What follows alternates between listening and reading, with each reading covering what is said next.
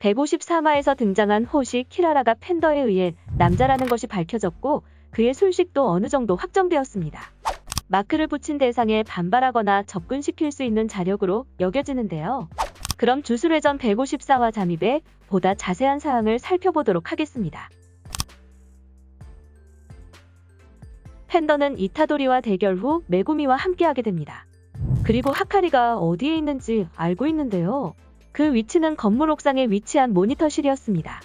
하지만 또 다른 사망년인 키라라의 능력에 의해 접근할 수 없었죠. 팬더는 키라라의 능력에 대해 자세히는 모르겠지만 그 힘은 사토루의 술식에 가깝다고 언급하는데요. 메구미는 팬더의 반응에 두 가지 질문을 던집니다. 첫째, 키라라가 방 안에 있을 때만 술식이 발생하는가? 둘째, 또 다른 사망년의 남자 아니었는가? 팬더는 두 번째 질문에 남자라 대답하며 그동안 논란이 되었던 키라라가 남자임이 확정되었습니다. 하지만 하카리와의 관계가 정말 연인과 같은 관계인지는 아직 불분명합니다. 만약 정말 연인의 관계라면 그건 정말이지 충격적인 설정이지 않을까 싶습니다.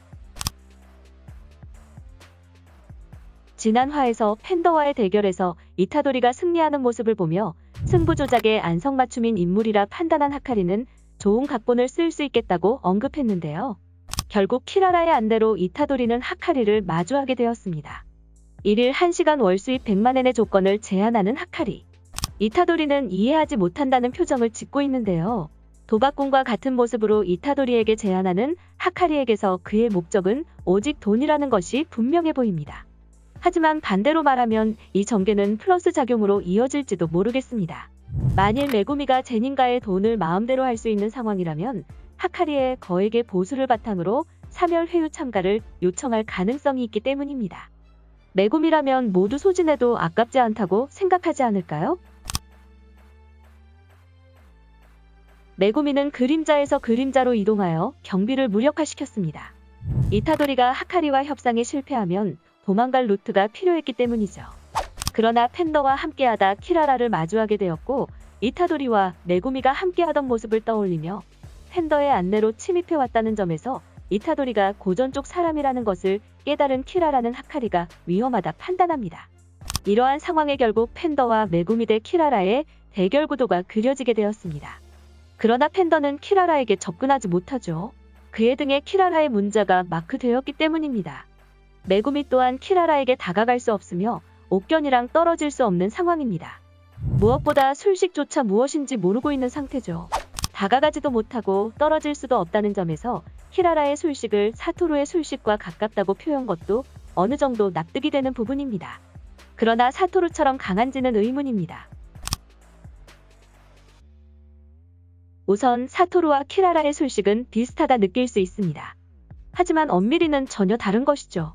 사토루의 무아한의 경우 발동 시 가까이 다가올수록 느려지게 됩니다. 결국 어떤 물체건 일정 거리 안으로는 다가올 수 없게 되는 한마디로 무적의 상태가 되며 무아한이 발동하는 동안은 물리적인 방법으로는 어떤 수를 써도 사토루를 공격할 수 없게 됩니다. 마치 가까워지려고 해도 가까워질 수 없는 것처럼 느껴지죠. 이러한 부분이 유사하게 느껴질 수 있지만 엄연히 다른 술식이라 예상됩니다. 한편 이를 반전시키면 무서운 발산의 힘을 탄생시키는데 무한의 시간을 반대로 날려 순간이동에 가까운 속도로 상대를 날려버릴 수 있습니다. 이것이 사토루의 술식 반전혁이죠. 이러한 배경에서 키라라의 능력은 유사한 점을 확인할 수 있지만 결국 하위 호환 정도라 여겨집니다. 특히나 마크를 하지 않으면 작용할 수 없다는 제약이 너무나 큰 차이라 보여집니다. 엄청난 돈을 제시하며 돈을 벌 방법을 모색하고 있는 하카리와 고전 측이 잠입한 것이라 확신하며 메구미와 팬더와 대결을 펼치게 될 키라라. 결과적으로 남은 것은 제닌가의 돈을 활용해 무사히 빠져나오는 것 아닐까요?